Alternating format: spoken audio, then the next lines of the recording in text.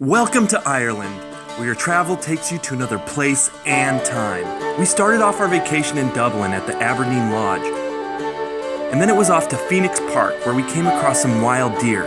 These deer were gorgeous and roamed free in the park for all to see. Then they even started approaching us when we sat down to enjoy some snacks. Interacting with them is magical, and it was just the start of our enchanted journey, and everything we did in Ireland got more beautiful and charming along the way.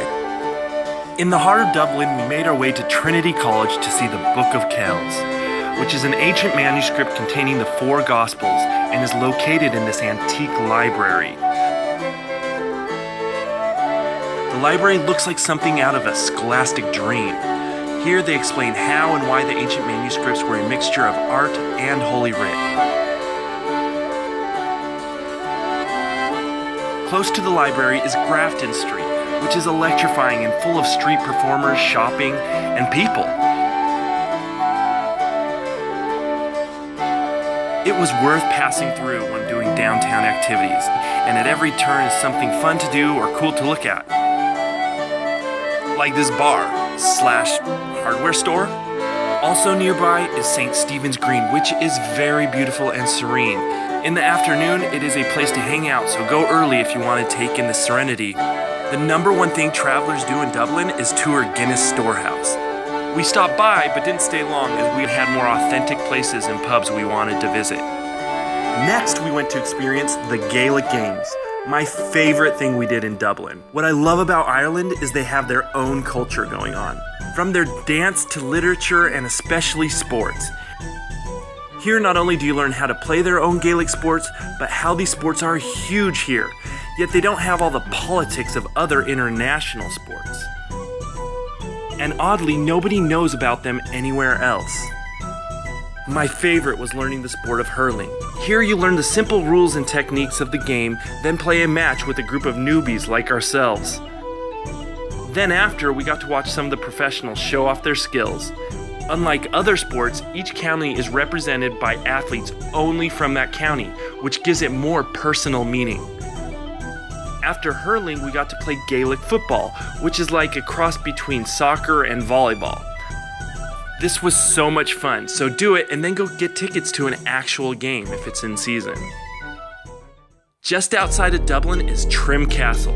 There are plenty of castles in Ireland, some for admiring and some to stay in, so travel to the ones that pique your interest the most.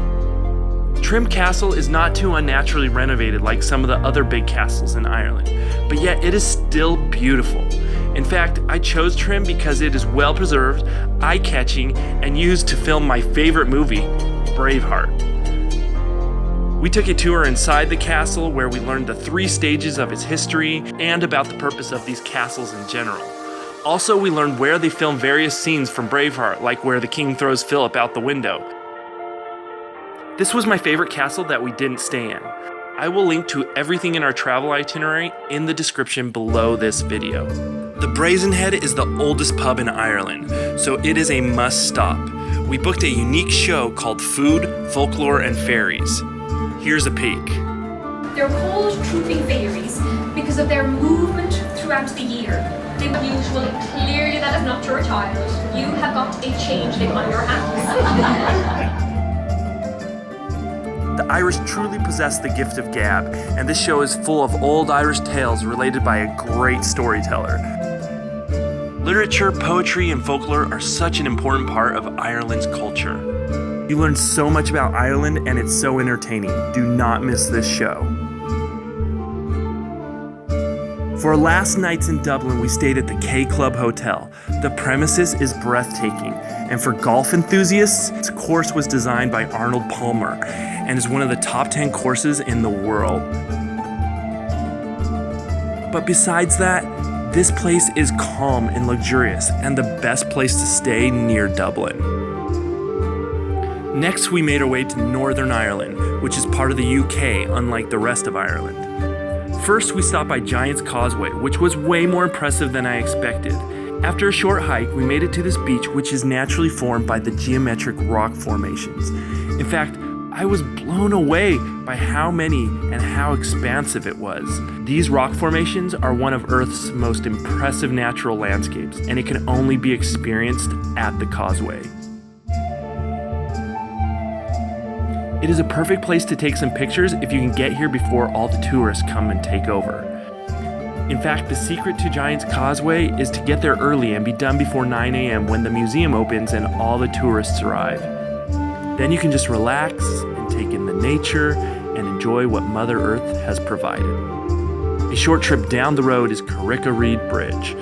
This rope bridge hanging from the cliffs above the ocean was once used by fishermen to drop nets into the ocean. Now it's a pretty place to cross and take in the beauty of the cliffs and the coastline in Northern Ireland. Even if you're not a rush seeker, this place is just nice to visit. Between the Itinerary Bridge and the causeway is the Red Door Cafe. This quaint little restaurant was a great stop with a pretty view and good food and desserts. This was the first of two parts as we hit its sister restaurant, the Blue Door, later in our vacation. Traveling a few minutes inland, we made our way to the dark hedges. When I first turned the corner and saw these trees, they were stunning. The trees form a tunnel that is a clash between romantic and eerie, yet they are good for a peaceful walk.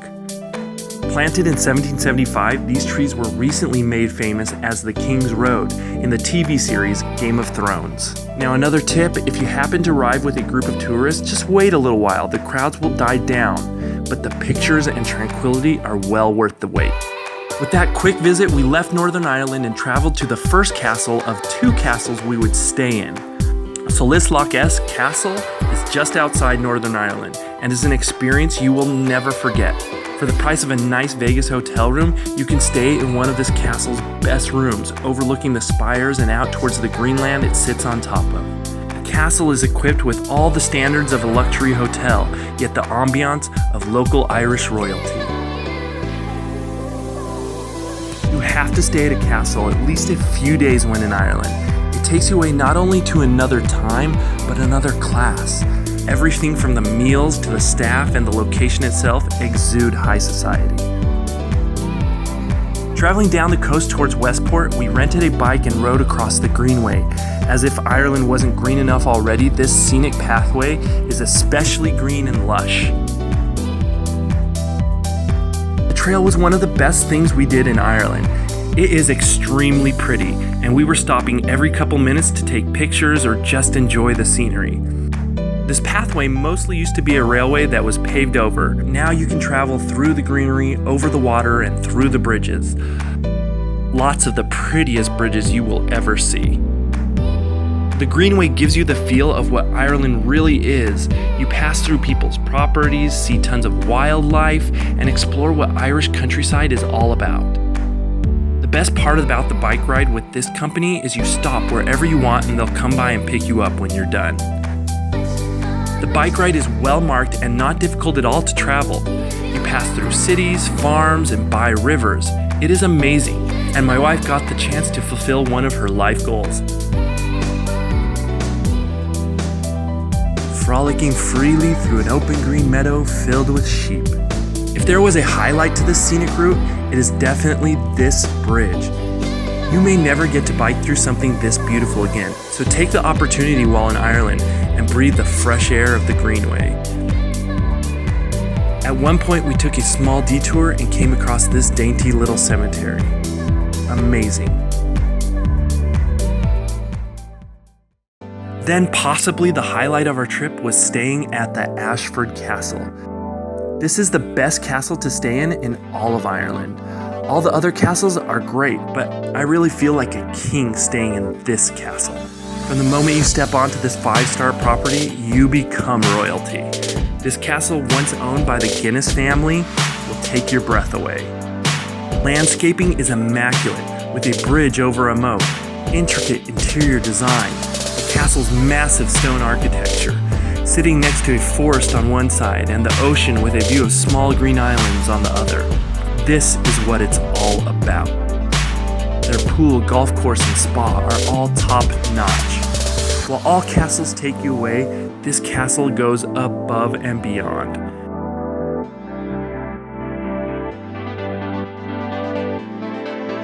my favorite part was the old Irish activities that can be enjoyed within the outer walls of the castle.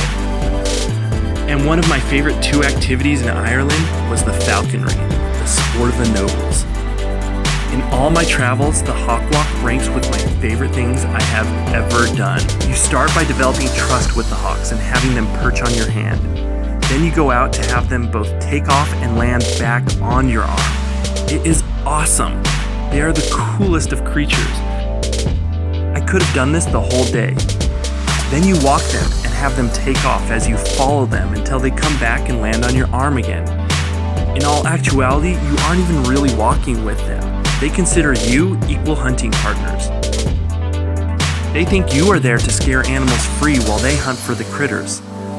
The trainer is key to when they are attacking, so when they start to hunt, you trek through the trees to find them to see if they made the catch. Most of the time they don't, but oh how I was wishing they would have while we were with them.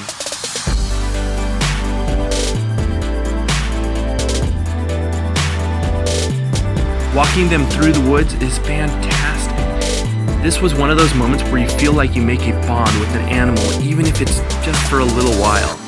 You actually don't have to stay at the castle for this activity, and there are other falconries throughout the country. I will link to this falconry in the description below this video.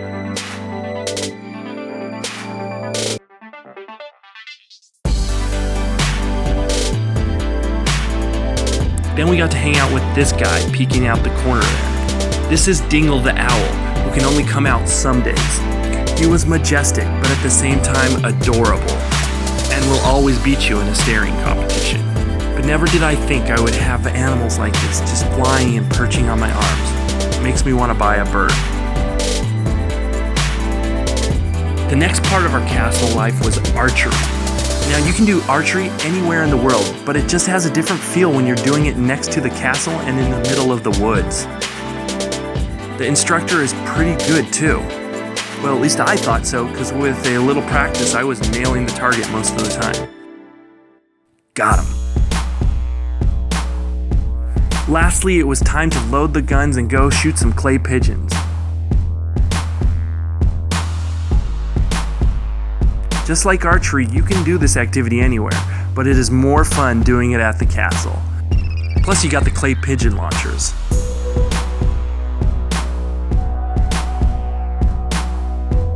Remember, you don't have to stay at the castle to do these activities, but staying at the castle will sweep you away to another time, and who doesn't want to be royalty for a day? From the castle, we traveled to Galway. Galway is a moderately sized city next to the ocean with a lot of things to do. We spent a few hours here walking around Quay Street, which was filled with street performers and shopping. My favorite street performer we found was this guy who beautifully played the flute, but in this practically hidden alley that had great acoustics. Even though less people could find him, he still stuck it out at that location. Best example of not selling out ever. Next to Quay Street is Salt Hill. This is where the locals go to dive off the ledge into the frigid ocean, and they love it. Except when we got there was only this one guy, and we asked if he would jump off, and he did it again and again. Until his friend finally joined him. Then more showed up. And even more, until it was a party. I should have jumped in. I guess I'll always have to live with that regret. On our way to the Cliffs of Moher, we stopped by the DOOLIN cave. The DOOLIN cave is relatively small and is known for one thing only. It is home to the largest stalactite in all of Europe. And these little drops of water that roll off the end mean it's still active and growing. I recommend stopping by the cave if you're going to be visiting the Cliffs of Moher. Speaking of which, when we got to the Cliffs of Moher, we were let down because there was tons of fog inhibiting the view. But we stuck it out, and eventually the fog lifted, revealing the majestic rolling cliffs. The way these cliffs roll away in the distance are picturesque and worthy of their iconic status. Important tip, go after hours during sunset and find parking. You're more free to roam after hours to get better pictures, and the cliffs are illuminated with the light in the evening as opposed to shadowed in the morning. If you do stay after hours, this was our hotel and had an excellent view. I will link to it and everything else below. Another reason to stay around the cliffs is Gus O'Connor's pub in Doolin. By far the best pub we went to in all of Ireland. The food is great and has the best seafood chowder I've ever had. They also have nightly authentic Irish music. The musicians play off of one another and are genuine and real. Not like all the gimmicky pub music you'll hear in other parts. This pub is the real McCoy and a constant party at night. I recommend a night stay in Doolin, if for nothing else, to go after hours to the cliffs and more. You won't regret it. The next day we continued our travels to Killarney, but not before stopping at Adar Village. This quaint little village is mostly known for its thatched roofs, which is exactly why we stopped by. Now you must stop by the Blue Door restaurant here, not to be confused with the Red Door we visited in Northern Ireland. The food was amazing, but the ambiance is unforgettable. This place is pretty and once again will take you back in time. When you get to Killarney, there is one show you must see. The talent is through the roof, and I have seen a lot of shows. These sisters sing in perfect harmony. I mean, just beautiful voices. Then the Irish step dancers were all really talented, and everyone just put on this great show.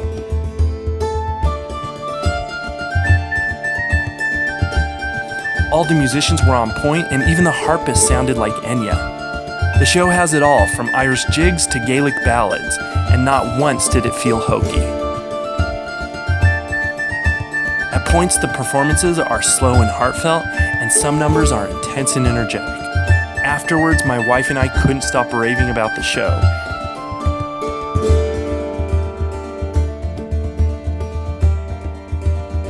If you see one show in Ireland, make sure it is this. Their information will be in the description below. But seriously, the talent is unbelievable, and at the end they even followed my lead with tap dancing. What a gang. In the morning it was off to Killarney National Park. For us, we decided to take a day adventure through the park, which started with a horse-driven jaunting car ride through the Gap of Dunloe. The Gap of Dunloe is one of the prettiest places in all of Ireland. The jaunting car takes you by the stream at the foot of the mountain. Like most beautiful landscapes, this video does not do it justice. It is something that can only be truly seen and felt in person. We briefly walked up this hill to give the horse a rest, and I'm so glad we did, because walking around, what wasn't to love? The levity of green pastures mixed with the strength of stones and grandiose mountains, lovable little sheep and the trickling of stream water. This place is nature at its finest. And once again, the horse ride made it feel like we were here in another time. Can you see why the opening line of this video was that Ireland will take you away to another place and time? After a small break at a little diner, we continued to the second half of our adventure with a boat ride the rest of the way through the park. For all the same reasons as the jaunting car ride, this was beautiful and another charming way to travel through the Gap of Dunloe. There's no better stress reliever than taking in the fresh Irish air and enjoying a Diet Coke. There's only one way I know to find this tour, and I will explain that in the description below. Your trip ends as you dock at Ross Castle. Ross Castle crowns the great journey with a rewarding final destination. The castle's reflection on the water makes for some great pictures. Ireland vacations aren't just about what you do, but also about where you stay. The Killeen House is the best place to stay in Killarney. Just look at this house. The bright white with the vibrant red trim sitting on a green hill with a great view of a pasture and the neighboring church's stone spires.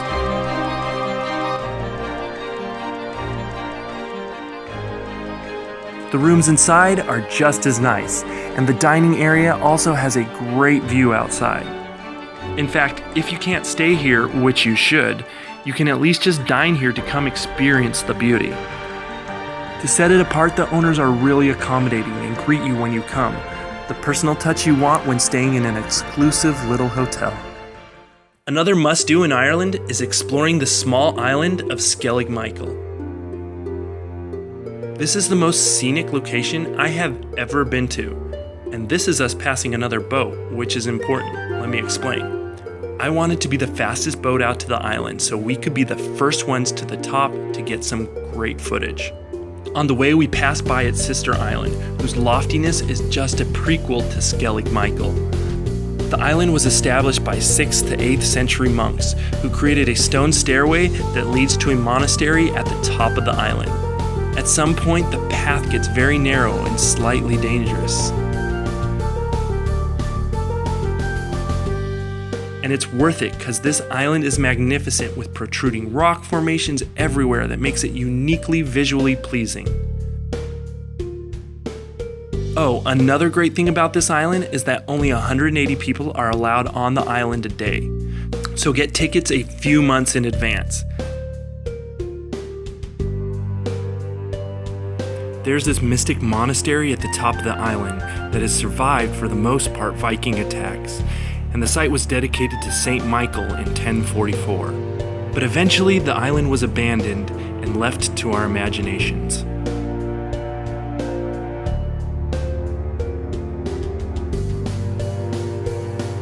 Skellig Michael is so picturesque that it was used for the filming of Star Wars Episodes 7 and 8.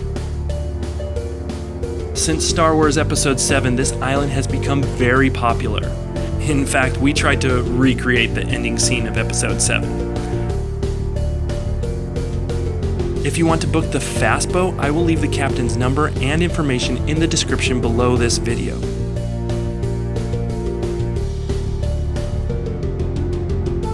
And for animal lovers, there are tons of adorable little puffins that roam one half of the island. I love puffins.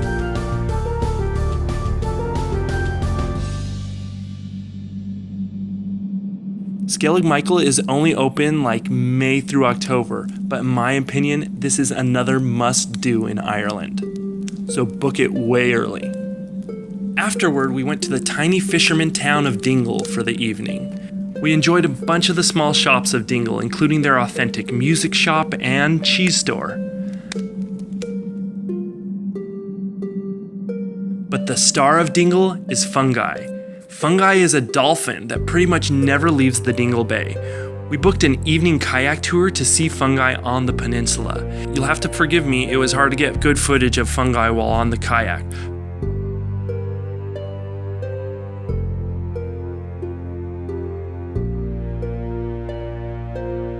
Luckily, fungi is a people person, or a dolphin, so he likes to swim around human activity. But I like night kayaking. In fact, I will be night kayaking again in this trip for a different reason. Slayhead Drive is another way to enjoy the Dingle Peninsula. This drive is gorgeous and like a self-guided tour of prehistoric Ireland. We made a few stops, first at the Dunburg Fort, which dates back to 500 BC. Then we went to some prehistoric beehive huts. If you don't make it to Skellig Michael, I highly recommend coming to these. Their structure is fascinating, and to think people actually used to live in these is amazing. Another stop was the Gallarus Oratory, which is a more perfected version of the huts, and was an old religious site. Lastly, we stopped by a fairy fort, which if you go see storytelling in Dublin like we did, you'll understand why these places exist. But basically, it's an area you don't want to mess with or destroy according to folklore, because those fairies can be nasty. Also, right there you get to feed some of the donkeys and the cuddly little sheep as well.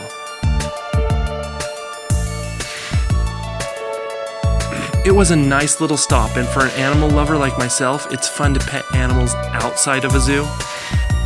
To complete your Ireland vacation, you need to travel to the Mecca of Ireland, the Blarney Castle.